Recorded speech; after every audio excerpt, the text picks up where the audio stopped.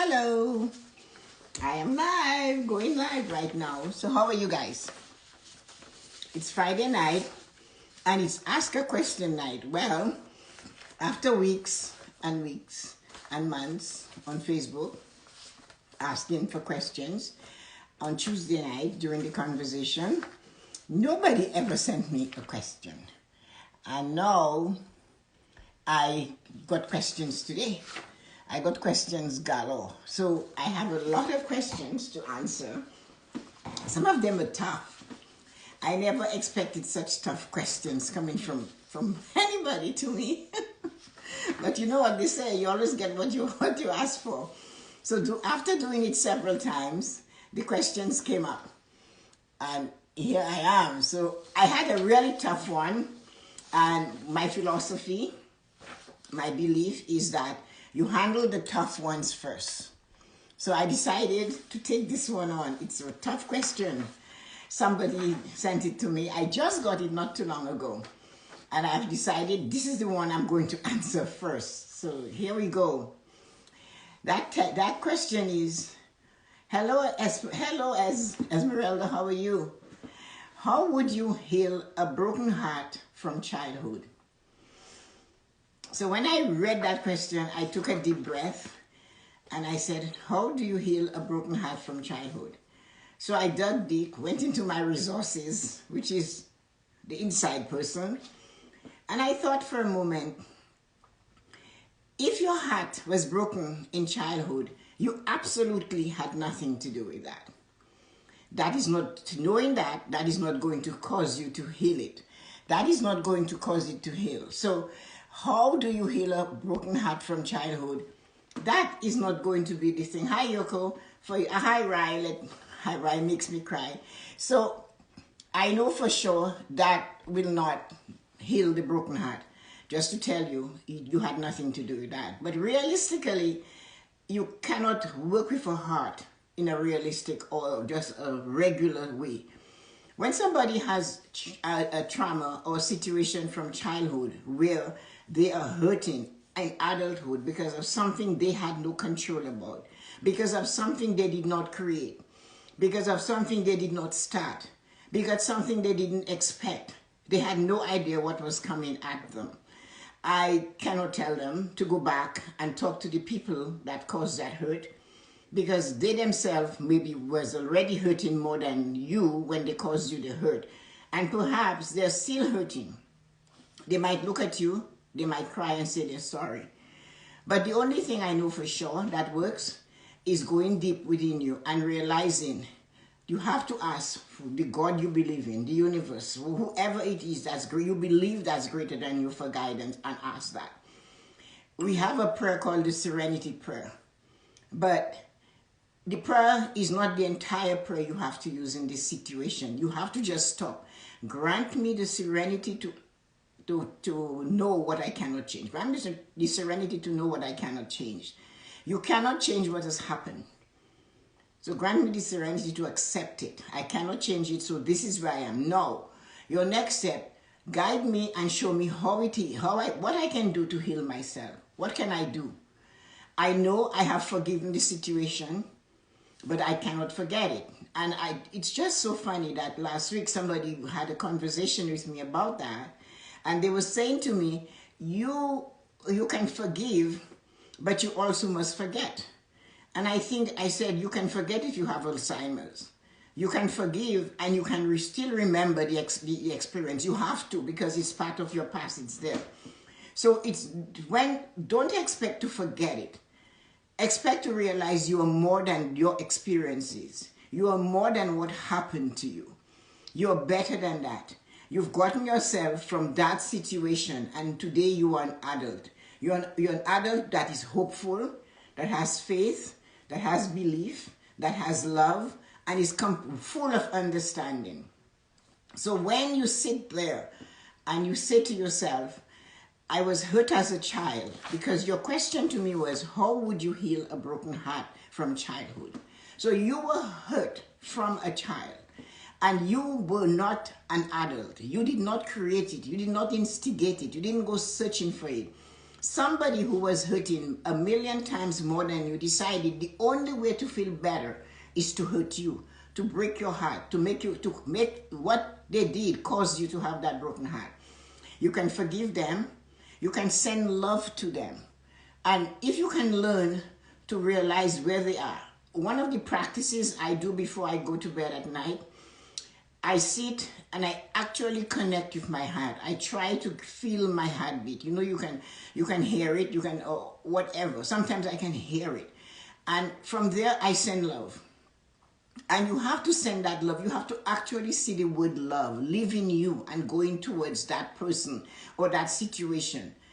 And you have to see the love is coming back to you. Because you cannot use a thread and a needle to heal that heart. It's all in your emotion. You cannot get glue and heal where it's broken. You cannot do that. So the only thing you can do with it is see how worthy you are, how loved you are, how strong you are, you still are to have come out of that situation and you're standing today. And you have the strength and the audacity to write a note to me and to tell me, how would you heal a broken heart? That alone tells me that you're well on your way.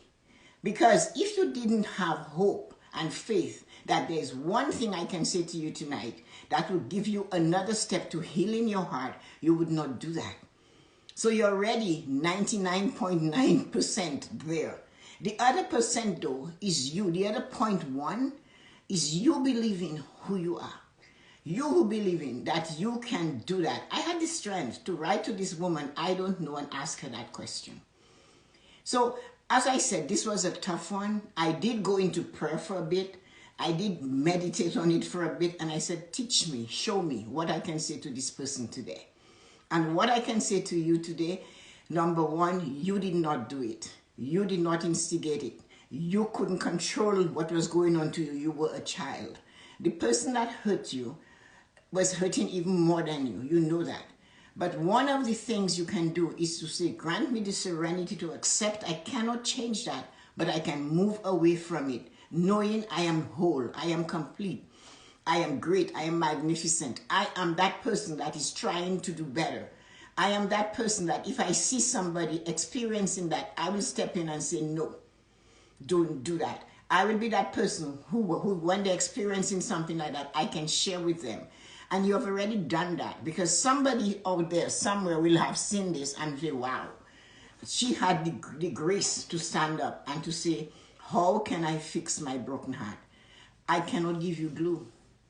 I don't have thread and needle that can fix it.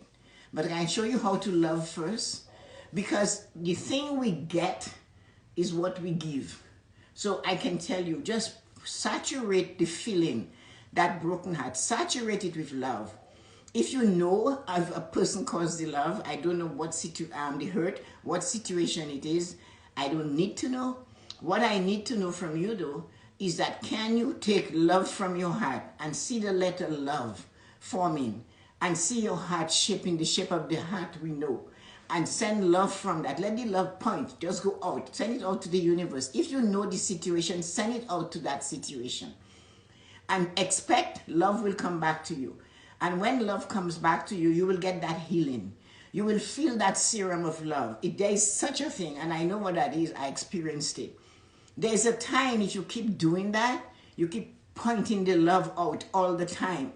One day you'll be sitting not thinking of it, and you will be engulfed. And it will feel like somebody has opened your head, the top of your head, the fontanelle, where we, as a child, it's going, it's still there. You will feel like somebody has opened it and they're just dropping a serum. And the serum is a serum of love, a serum of joy. And once you reach that point, you will know. Stand up, stamp your feet on the ground and plant yourself solidly because you've won. You had the guts, you had the audacity to write to somebody who you don't know. But all I know for sure is if you give love, you're going to get it. And you will get a lot of it. So don't be afraid to send your love out. It doesn't matter who it is that's hurting you or when they hurt you. As a child, you couldn't control that.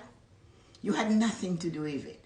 and you know, and I'm sure you know, that person was hurting 10 times wrong, more than you, a million times I said before, and it's true. So my message to you today is to give some love to the situation, give some love to the memory, give some love to the people if you can find them. Not, you don't have to speak to them, but you can send it out. We are energy, and so are they. So you can make sure that that love is leaving your chest. Put your hand on your heart and hold it until you feel that heart of yours breathing and you feel the pulse.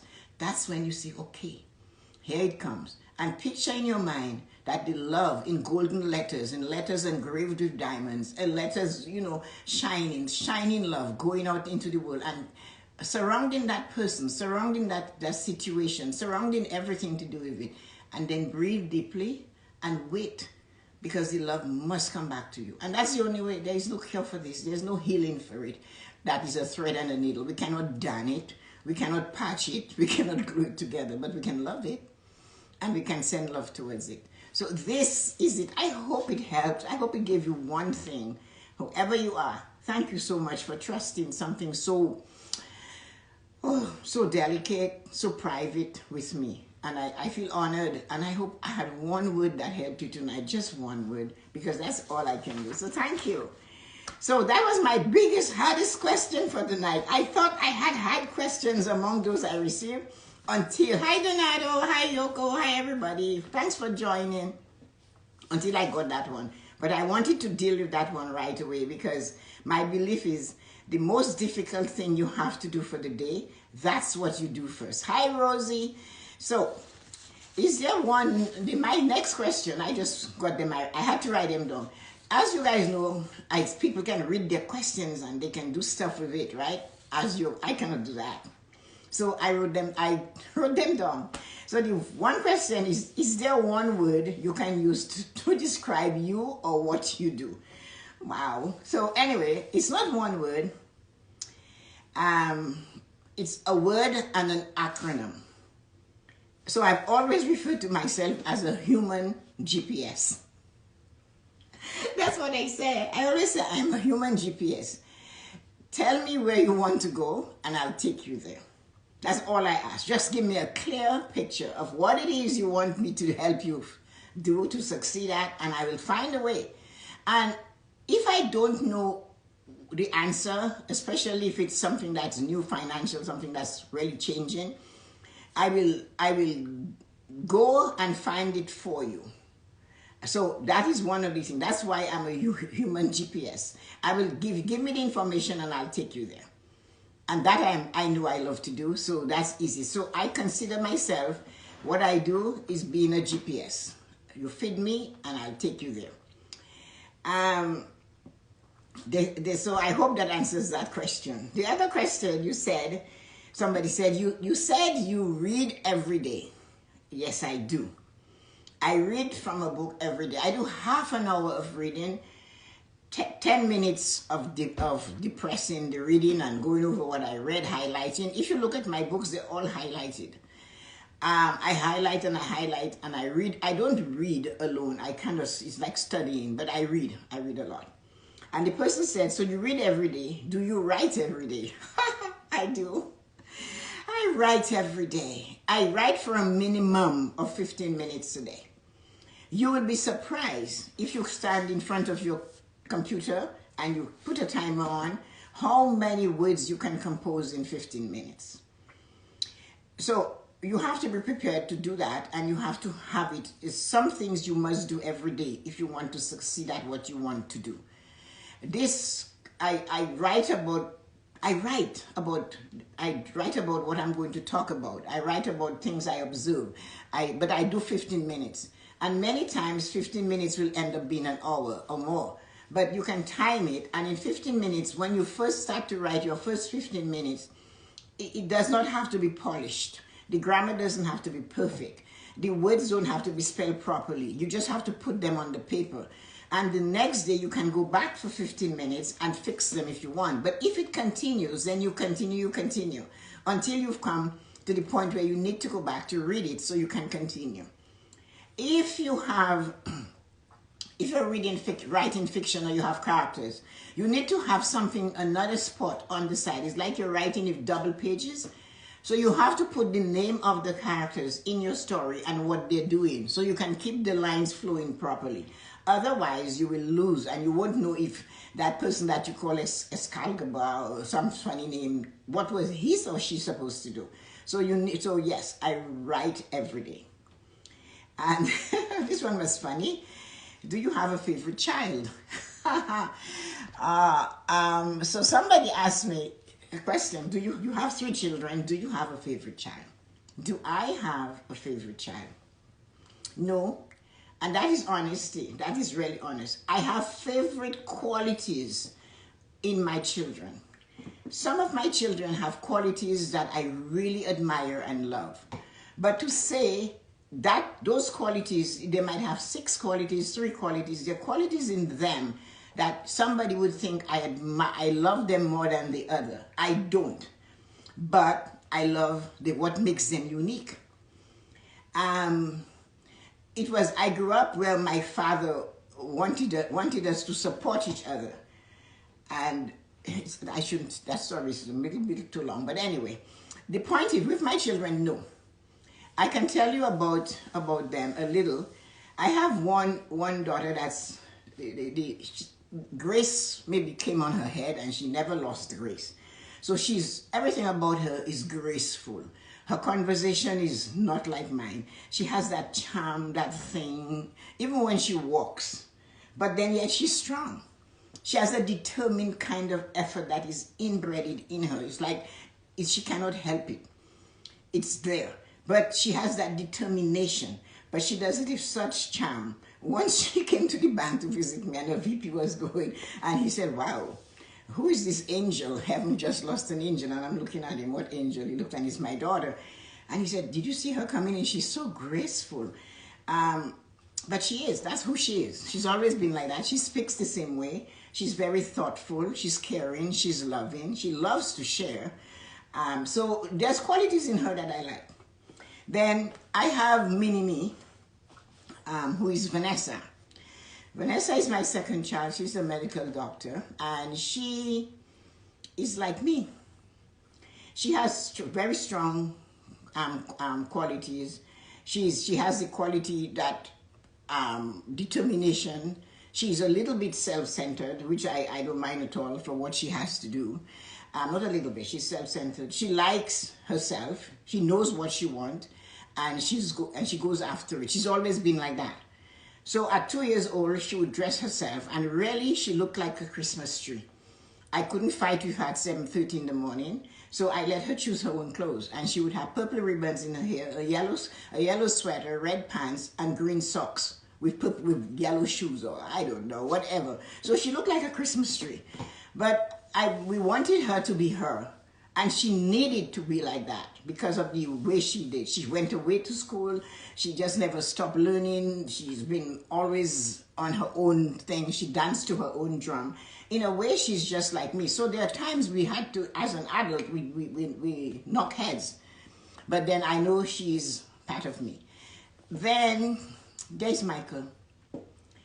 Michael is different. He's very aggressive. He's always been. He had to be aggressive because there were 2 sisters before him. So he learned very fast. He's extremely dedicated to what he does. He's loving. He's caring. He absolutely couldn't be a teacher. Michael couldn't teach because Michael sees it before you see it, and he doesn't understand why you cannot get it. So that kind of person cannot teach you. So I love the determination and the successfulness, and he is very tight with family, like my brothers, and they're similar. So he has those qualities that he's strong, he's caring, he has a deepness for his religion. But he got that from me, I guess. He said, Mom, I know for sure there's something bigger than me. So he's like that. So that's my son. So they have qualities I can pick and choose. I would never give Vanessa my what do you call it? You know that your not power of attorney. I would never give Vanessa the right to pull the plug because she would keep me as a vegetable for life. So she wouldn't get that. But when they all come together, it's dangerous for anybody, even me, to step in the middle. They're like a triangle and they'll choke you. So you can't say to Michael something about Vanessa or Jillian, because you know what? It's going to come back. So this is it. So, but I have no favorite. I have qualities in them I really love and I favor and I admire. So I hope you got that. Have you ever wanted to be a different age than what you are right now? Heck no. No. I don't want to be somebody else. I don't want to be any other age. I love that time of my life. You kidding? So they said, would you like to be 40? And I go, no. I was still running around at the bank and chasing children and doing stuff and doing this and that. No, I don't. I love where I am in my life right now. I kind of, I created it. So when I was 40, I made sure I made it that way. I did things to have that life that I'm having now. I wouldn't change anything about it. I would maybe, if my husband had stayed around instead of dying, it would be nice, but that was a choice that I had no control about. So yes, I love where I am. I miss the relationship with my husband, the attention and the dedication and the conversations and the listening, and I miss that, but I love where I am. So no, I love the life that I am in right now. I love the age I am in. What keeps you so motivated? My motivation comes from gratitude. My motivation comes from being grateful. I am grateful from the time I turn to get out of bed. I am grateful. But before I get out, I'm grateful. I am so grateful. Sometimes I pinch myself to make sure, are you here? I am grateful. I'm grateful, and that is what keeps me motivated. Being so grateful when I get up and I can look out the window and I can see. So there is one of my the sight, the gift of sight is there. I can see outside. I can hear. So my 5 senses are working. So that starts my gratitude right there. And when my feet hit the floor, gratitude comes pouring in again. I can feel beneath my feet. And I am not, when I say I'm grateful, I need to be careful with that. Because somebody said they were grateful, and as you know, I hear words more intently than maybe a regular person. So when someone speaks to me, I hear the words. I hear the inflection. I hear the feeling of that word. I see how their body language is. I hear their voice. I look at their eye. I see that. So she's talking to me, and she said to me, I am so grateful. I am able to walk, not like so-and-so who can't walk. And that really bugged me. And I said, excuse me? I said, is that why you're grateful? Because she can't walk and you can walk? Really? And she said, well, I said, no. You just have to be grateful for you. Just be grateful that you can walk. Don't compare yourself to somebody else. And that is one of the things that I don't do. I love what I do, and I don't compare. I'm happy I can do what I do. And I'm grateful what I can do, the things that I do. So this is one of those things that are important to me. So yes, I'm constantly grateful. I say it. I'm grateful. I'm grateful for everything. I'm grateful for being loved. I'm grateful for silence. I'm just grateful, and I mean it. I feel it. It's important. So this would have been 5, but it's 6.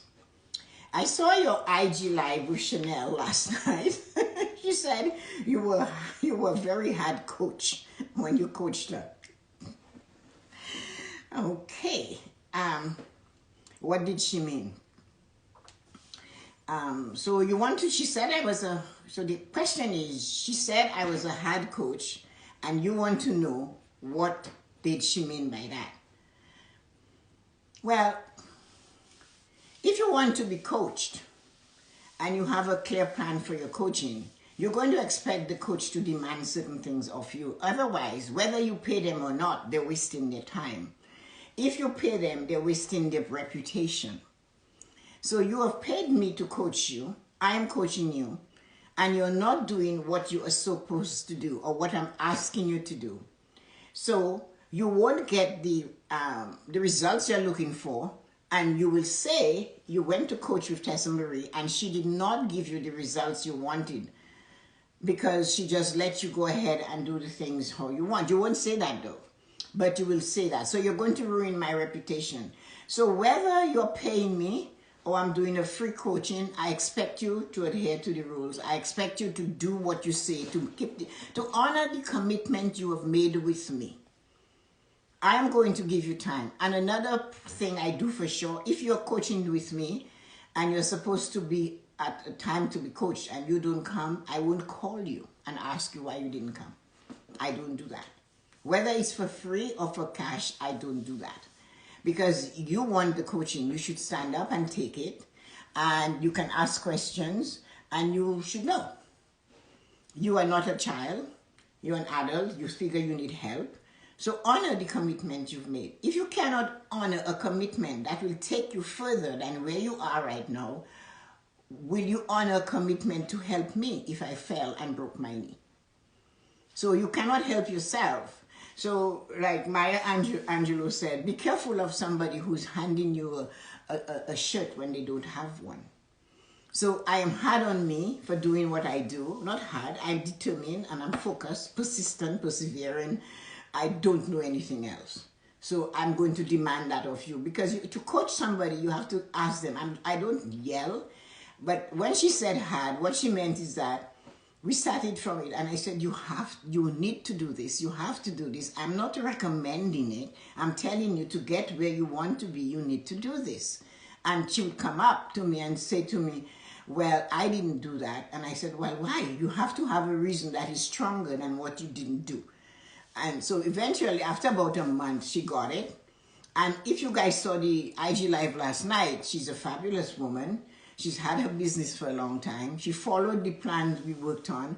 Her exercise program needed to go up. You have to realize what you are doing. You are the first representative of what you're trying to sell. So she's an entrepreneur, she is a stylist, then look like you're a stylist, dress like a stylist. It doesn't have to cost you millions of dollars to dress like a stylist. You could go to Century 21 or whatever, and you can figure it out there. So these are what we started off with. She was great with the styling, and there's other things she had to do. So we worked it out, and as you heard, if you listen to it, she was able to have money in a business savings account. Not many people tell you to do that. You should always have, she had to have 1 year of her expenses saved, 1 year of rent and whatever she had to pay, and she did it. So when they had to close down, she had money to be able to pay her employees and pay whatever she needed to do. Then because she listened to me and she registered herself and she did sole proprietorship, and when she got whatever more she was accumulating, she went for a corporation, she was able to get money from the government in the US to help her further her business. So that was the result. That's why she wanted to talk to me last night. She wanted to let me know, had she not followed the rules and the things I taught her, she wouldn't be in this position today. So that's what she meant by being hard. That one is awful. You're always smiling. Is that genuine? What do you think? I don't know, man. It's water. It's not vodka or gin. So don't even think it. You're always smiling. Is that genuine?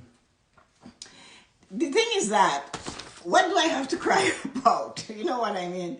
What it is that is going to cause me to cry. When it has happened, you cannot cry. It has already happened. So you have to deal with it. You know what they say, the old thing? Don't cry over spilled milk. The milk has already hit the ground. What are you crying? Get the rag, man, and wipe this stuff up. That's my attitude about it. I remember once Jillian and I were doing dishes, and all of a sudden water started gushing from below the sink. The trap and this thing there, it fell off. Somehow it came off. And water all over the floor. So we both looked at each other and we started laughing. We shut the tap, mopped the water, took the pieces that were disconnected, went to Home Depot. The man told me what to do, put the new pieces in, wipe it, put it on, and when my husband came home, it was fixed. I couldn't do anything else about it. Standing there and waiting for this man to come home to fix that would be ridiculous. So Home Depot have places they teach. The man taught me. So yes, I smile first, and maybe then I might pull back and say I shouldn't have. Many times, my first reaction is to laugh. I don't know why. I don't know where this comes from. But yes, I do find a lot of things to laugh about. And I don't always laugh out loud. If I'm in a crowd and I'm having something to drink, I will laugh like this. So I'll keep it in, but I do see funny first, and I'm sorry. I don't know why. I never thought of it, but that is something I should give. I guess I just enjoy being me. I enjoy the life. I enjoy the very breath and essence of life. So maybe that's why I laugh. Have you ever been in a situation where you are uncomfortable, and how did you manage being there? By laughing? Yes, I have. And because, I'm a Taurian. My birthday is on May 10th, so I'm a Taurus. Taurus women, and actually Taurus men, they can't always stay in structure. We're a bull. We have to move. So even in school, when I was in the classroom, I would always be looking out the window at something else. I could pick it up really quickly, so I didn't need to hear it 40 times for me to learn it. So I always had my mind out the window. And so that was something I did. So I would think of stories to write. I would think of things to do. I would think of how to be mischievous to my 6 brothers, which one I'm going to get to for maybe pinching me or pushing me or something. So I did that. So when I'm in a situation when I'm uncomfortable, I mentally go. I mentally move. I can meditate and sit there and I can meditate. I visualize something better.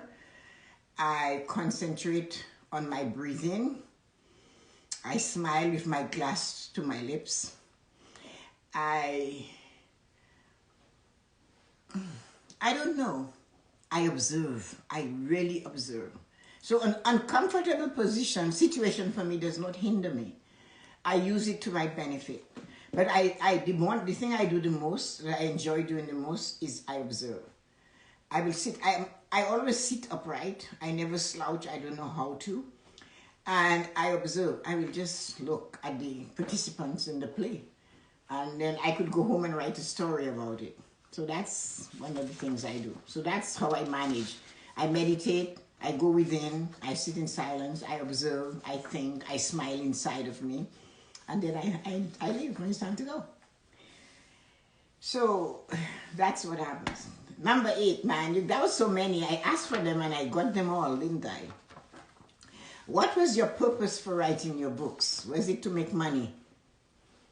No. I can't, look, don't get me wrong. I was brought up in a house where money was important. It was never scorned on. It was never frowned on. Money made the world spin, my father said. And he said to me, when the drunk man came to the bar and didn't want to give him his rum or whatever he was asking, my dad said to me, listen to me. If you don't want to serve him, then don't serve him. But don't be rude to him because he's paying for your fancy school. So I realized what money did from the time I was a young girl growing up. So money paid for my fancy schooling, I was told. So I realized money was important. Money is not that money is more important than anything. Money gives you experiences you wouldn't have without it. It does not make you happier. We know that. But it allows you to have experiences that you would normally have if you didn't have it. So I cannot say I did not write my book to make money. That was not my first reason for writing my book. When I wrote The Controlling the Debt Monster at the time, it was in 2002. And therefore, I was in the bank and I saw how money was going and I knew somehow things change in 7 years, same things in 7 years. And I realized that. So it took me 6-7 years to write that book. But I knew we were going to get a crash. I didn't know how, but I knew this opulent, this constant money flowing, people leveraging their homes and all of that. I said, something going to burst. And it was just a feeling I had. So when I told my manager I was going to write a book, he said to me, do you know how many books that are out there on finance? And I said, yes. And I said, mine is going to be different. So my book is not written if you already know how to make money. My book is not written if you already have tons of money. My book, the first book was written because I wanted you to get out of debt. I wanted you to know you can. I wanted you to buy that car, that house. I wanted you to go on that vacation. I wanted you to have money so you can now go invest with the big investor.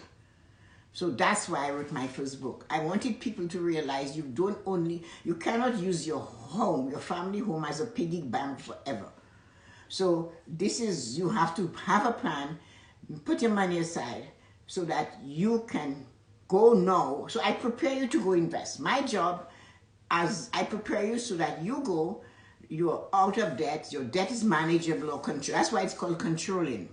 You'll always go to have a certain amount of debt, but you need to have debt you can control. And that's why I wrote that book, so that you are prepared to invest, to play with the big boys.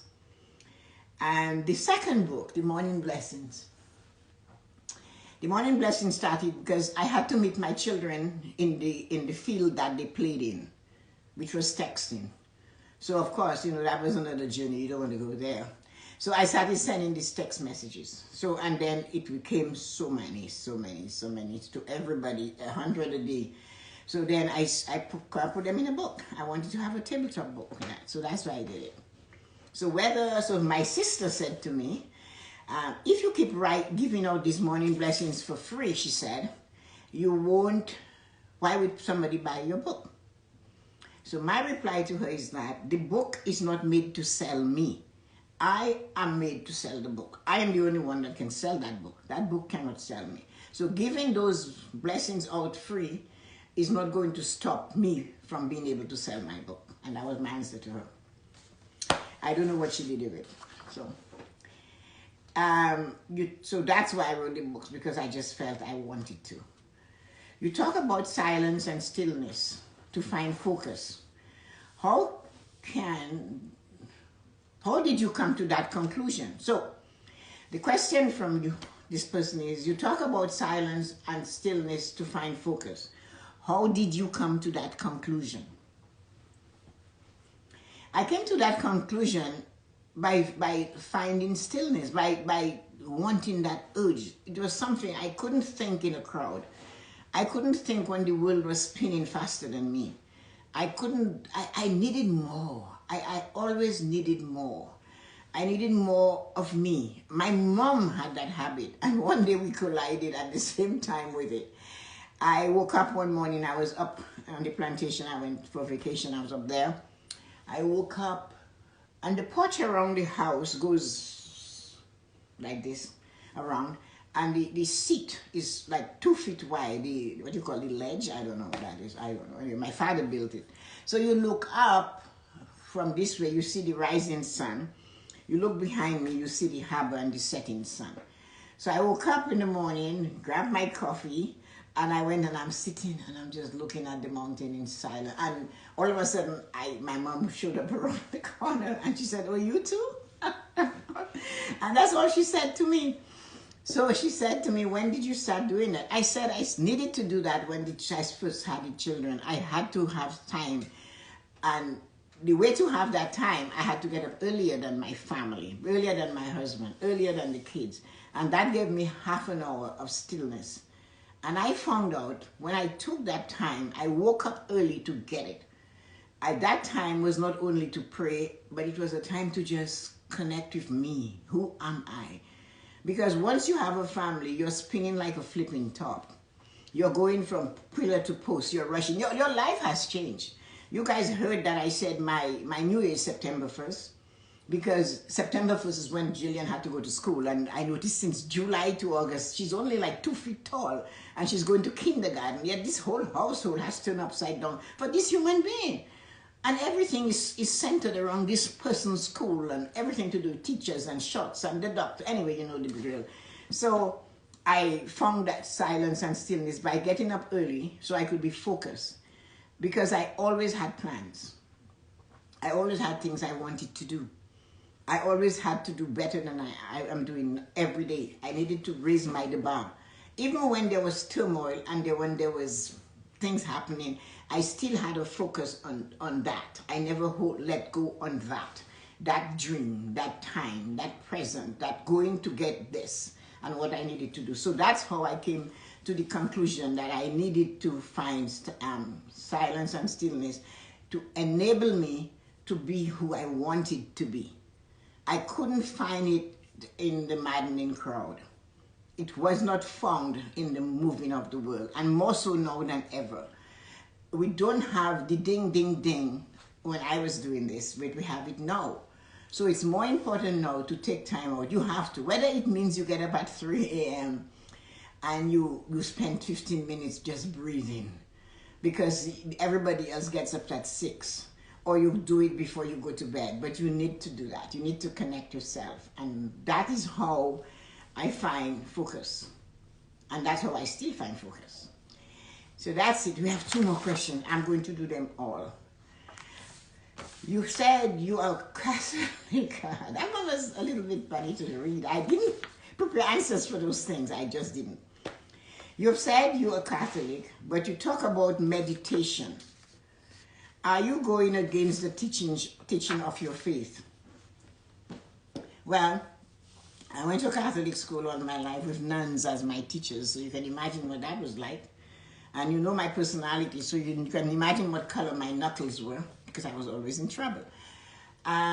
No, I'm not going against my religion, because they take vows of silence. They're cloistered. They use the rosary, the beads, and they walk around the grounds praying. That's a form of meditation. They sit in silence for hours when we have what we call the Blessed Sacrament is exposed. They sit for silence in church and just pray. What are they doing? What do you call that? They mightn't call it meditation, but that's a form of meditation. Because they talk to no one, they walk around in silence. Their pace is, if you ever saw it, their pace is the same. Their body will rock, and they're walking. The steps are the same heavy or light step, but very intent, very purposeful step. And if they can do that, why not you? So, of course, I'm Catholic, but there's certain things that in this world we cannot practice. And we cannot all follow all the rules all the time. So I meditate because it's important to me to get there. It's important to me to relax and get that moment. And that's why I do it. And if it is against the religion, well, they can excommunicate me. God, if you believe in God, He said your altar can be wherever you are. So I choose to meditate. I love it. I absolutely love it. I feel 20 pounds lighter after I've meditated. Mentally, emotionally, physically, spiritually, and every other way. So number 10, last one. I had 11 of those. Why do you stress the importance of a vacation? Why do I stress the importance of a vacation? A vacation is the way that you reward yourself. A vacation is a way that you're taking care of you.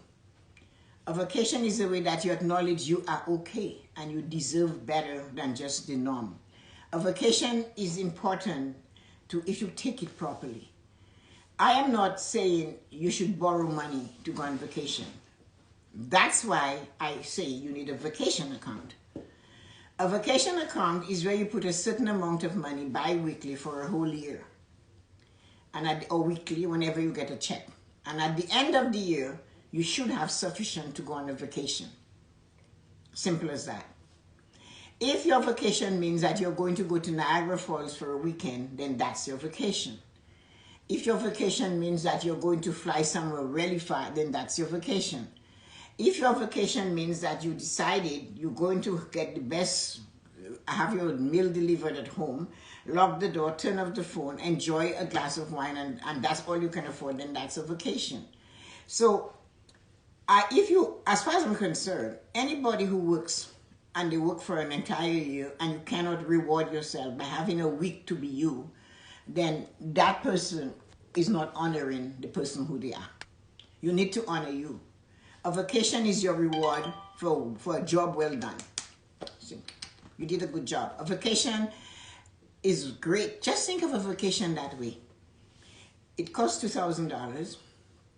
You were able to save that. And then you put it on your credit card. You go on your vacation. You come back home and you pay it off. That's a vacation. It's not a vacation if you put it on the credit card and you come back home and you're scratching your head and you're wondering how you're going to make the payment. So you might have to skip 1 year of your crazy vacation of coming back to pay the bills for 2 years to make up that vacation you took 2 years ago. So you skip 1 year. And then you save for that entire year, and the next year you go on a vacation within the limit you can save. Then going forward, every time you get a 1% raise or a 1/4% raise, whatever they give you, you use it towards your vacation account. So if your paycheck has increased by $2, then $2 more go towards your vacation account. And you keep doing that year after year after year. And it gives you a nice feeling. You have a friend or you go by yourself as a couple, you guys sort it out together. So these are the things that I teach. No one should be working as hard as people have to work and then not be able to have a vacation, not be able to go somewhere. You don't have to go far. You could go to another state, you could go to another province. Listen, when we had the children young, and myself and my husband, we would put everybody in the car. And I would cook dinners and chicken and meat and sandwiches and juice and the cooler, and we would drive to Montreal with the children to go to see family, spend the time there. We stop at all those places to buy gas. Everybody uses the bathroom, and we sit outside and have and eat. But it was a vacation. That is what we could afford because we were putting money aside for university education. We were putting money aside for other things. So there were days that was how we vacate with our vacation. We would drive to Buffalo, but we would go there to get cheaper clothing, you know. So, but it was a vacation. They were allowed to have a treat. So we always saved money for vacation. We always did, and that was one of the reasons why. I know how important it is. I saw the look on the children's faces. I knew how we felt that we were able to do it. That was joyous in itself. So yes, you need a vacation account. It does not have to be millions, but you need a vacation account. You start small and you let it grow, and as you grow, as you grow, your vacation grows as you expand your horizon and you go where you're supposed to go. You must always you don't have to live in the past. Certainly past is history. The present is where you should be. But you should know what you want for the future. And that's what planning is all about. So anyway, isn't that exhausting? Oh my God, I asked for it and I got a full dose, 11 questions. I hope I answered them all truthfully. I certainly got the questions that I asked for. So this week, I really got it. I've been asking for a while. And finally, you guys sent me all of this. So thank you so much for joining me this evening. And hope you have a wonderful and amazing weekend. And I'm laughing, but I'm just feeling so giddy. I'm so happy and joyous. I was able to answer these questions tonight. Some of them were tough, but I think I muddled my way through it as best as I could. So thank you, Yoko. Thank you, all of you, Rosie, and all of you, and Donato, and Corinne, and Rye Makes You Cry, and Kathleen, and all of those, and all of you that took the time to spend almost an hour with me on an IG Live. Really? A year ago, I couldn't do this, guys. So there we go. So thank you so much. And yes, the smile is genuine, and it should always be. Because you know why? I love me. I just love me just the way I am. Absolutely amazing. What did the man say? The songwriter said, with all your perfect imperfections. I love you, and I hope you love yourself with all your perfect imperfections. Have a wonderful evening. Good night.